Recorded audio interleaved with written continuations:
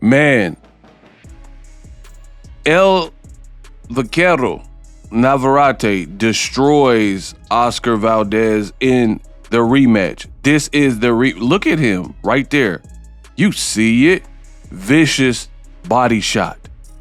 You know, I'm going to break down the fight and let you know Emmanuel Navarette versus Oscar Valdez. What really happened? You see this. You see Oscar was hurt throughout this fight. He got dropped in the first round. And it kind of makes you wonder about Oscar Valdez. I'm going to explain why. There's not a lack of heart. I don't think anybody's ever stated that or figured that Oscar Valdez doesn't have heart. It's very apparent that he has heart. But on my channel, if you've ever followed my channel for any length of time, you will know that I'm not a big proponent of people glorifying heart, because that should be standard with the fighter. Boxing is a hard way to earn a living, so I'm not going to put too much precedence and credence in somebody just having heart. And look, you see him drop. That body shot was wicked. The body shot was wicked. So this is where heart gets you. You know, heart doesn't usually get you in a great place. Again, in my opinion, heart is not something that you should brag. It's something you should, of course, if this was a video game and you were building a character, you would want the character to have heart. That's common sense. However, it's not something you should lean on. And I've always felt that on the channel, and I've always proclaimed that on the channel, meaning it's good to have when you really need it, a la Floyd Mayweather. Floyd got heart, Floyd got chin, but he doesn't always have to show it. The reason we know he has heart and the reason we know he has a chin is when the going got tough, Floyd got tougher, and he showed you that. So it's good to have and then pull it out when you need it. But if you're constantly showing heart, what does that really mean? To me, you're probably getting mopped up and getting clapped up, and that's why people know you for having a heart. And that's the case for Oscar Valdez. He fights Scott Quigg, and he has a broken jaw, and his mouth is profusely bleeding. So, of course, people are like, oh, man, he continued, he didn't quit, so he has heart. Same with the Navarette. His eye in the first fight was really messed up. His eye was gone, swollen up, and you know, he kept pushing on and kept trucking and kept trying, even in this fight. So I give credit to anybody, but again, heart should be pretty standard for a fighter. I've seen journeymen that have a ton of heart. They're outgunned, overmatched, not of the level, not elite, but they got heart. So again, I've never really hoisted that up and praised heart alone, you know, as like this tool you would want in boxing. Now, as far as the fight, I thought Navarette dominated Oscar Valdez. It was really a continuation of the first fight, and it just seems to me that El Vaquero has Oscar Valdez's number, and he just couldn't get past it. I mean, for one, Navarette is big, he's lanky. I think 130 and below, he's very awkward. I did not like how he looked versus Dennis Baranchenk at 135. Maybe it was too much weight. I don't know. Maybe it was the style, but I don't think he looked particularly well. But going back down in weight was a smart move, and he looked regular. Very awkward, very lanky, takes penitentiary chances. You don't really see the punches coming because he's throwing, and he just does stuff that if you went to a boxing academy, they would never teach you to fight like that. So that's just inherently his own style, and he's perfected it, and it works for him. Now, would it work with anybody? Like if he fought Floyd Mayweather, of course, it's not going to work versus someone like that. But against Oscar Valdez, he does not have the answer. You ain't got the answer. How, Sway? How?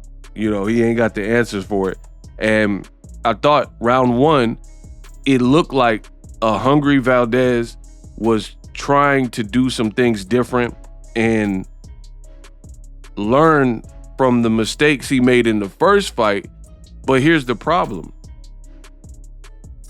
After all of this good sweat equity that he had in round one, where he was winning round one, he randomly just gets dropped because his head is out of position and he gets dropped and hit, flush, can't stay up, boom, and he gets hot. He gets dropped. So for me, that has to be super discouraging to be in a rematch with the guy who already like pieced you up. Really, there was no need for this rematch, if I'm being real. I don't know, they figure they can make some money off it or whatever. And it didn't, based on what I seen in the first fight, it didn't require a rematch. It's like Mayweather rematch and Canelo. There was really no reason for it. We got the answers in the first fight, right? So it didn't really require a rematch, but yet and still they marketed it and we watched it, right? So imagine doing very well. I like the body attack from Oscar Valdez. Looked like he was trying some stuff different, but that all went to ish and ultimately didn't matter because you get dropped 10-8 round. I want to say, I don't have all my rounds memorized, but I want to say round 4, he got dropped again. He got rocked throughout this fight. I really gave Navarette every round, to be honest. I thought outside of the first round, you had a very flat and true to form Oscar Valdez. Flawed, but showing heart and, still trying to get something going. But I knew he was in trouble, and you guys can go to my social media on my Twitter. I was posting all this in real time before it unfolded. You knew it was going to be a problem, or at least I did. I knew it was going to be a problem for Oscar when he was loading up.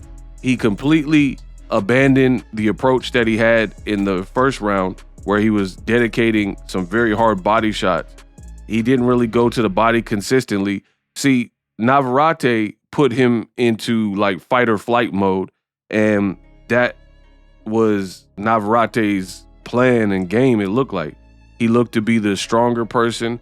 He was the bigger, he was the more awkward guy, and he was the guy who was presenting these weird angles. The uppercut was there all night. He was, just jumping in, just like some random movement that's hard to time. And Oscar got lured way too early into a dogfight, which is similar to the first fight, so you've learned nothing. And that's the problem. People always say, like, when a fighter loses, they say, oh, I hope he switches trainers. But these guys are like 30 years old, 35 years old. A new trainer ain't going to solve all these problems and just fix you up. This is not Frankenstein, where they just built a new person. A lot of these fighters, they are kind of the finished product. And I'm not saying the dog can't learn new tricks at all, but it has to be subtle things. And what I've noticed in this sport is more often than not, if you do not have the complete tool bag and toolkit in these moments, you're going to revert back to what you've done in the past, and that's who you are. And to me, this is who Oscar Valdez is. He's a guy with heart. He has some power, but when he's falling behind versus Shakur Stevenson or Navarette, and him doing the loading up and headshots, it's not producing the same results as the Miguel Berchelt fight, then he almost seems bewildered. And it kind of makes you question Canelo's trainer, Eddie Reynoso, and the work that they're doing together. Is like, what is he really learning from Canelo's trainer? It looks like the same fighter each time out, no matter what the fight is. And I would want to say that Oscar Valdez almost looked better when he was with Manny Robles, but that's a side conversation. Now, moving on, I gotta talk about this. I'd be remiss if I didn't. Shakur Stevenson's resume is aging like milk. And if you guys want me to make a separate video about it, type Shakur Stevenson resume in the comment section. If enough of you guys type that in the comment section, I'll go ahead and make that video. But let's be real. Shakur's resume is not aging too well. You got Oscar Valdez, who not only is he losing, he's losing worse than the Shakur fight. and getting bullied and dropped and hurt and rocked. There was a moment he got dropped multiple times in this fight, but there was a moment where he didn't actually drop, but he got knocked into the ropes and he was rocked with a shot. So not only is Navarette fighting some of Shakur's leftovers, but he's actually dispatching them in a more violent way. Same goes with Joet Gonzalez. Joet Gonzalez later fought Navarette, and his eye was lumped up and looking crazy at the end of that fight.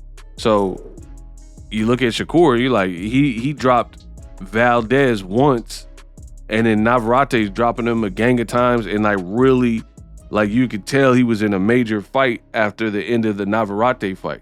And it's not just about the eye test. I'm just saying, if you're a sharpshooter, some people, this is kind of the complaint some people have with Shakur Stevenson, is very good, very technical, defensive, cautious, skilled, but people want to see like maybe an extra gear. So the Floyd Schofield fight will be interesting. Somebody who's young, hungry, power, and coming to try to tear his head off.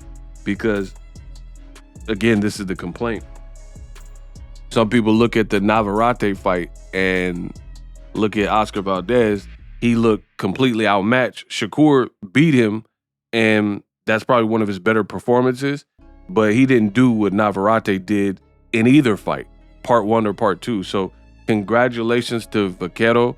Very, very good bounce back performance, because I thought, like I said earlier in this video, that he looked poor versus Denis Berinchenko.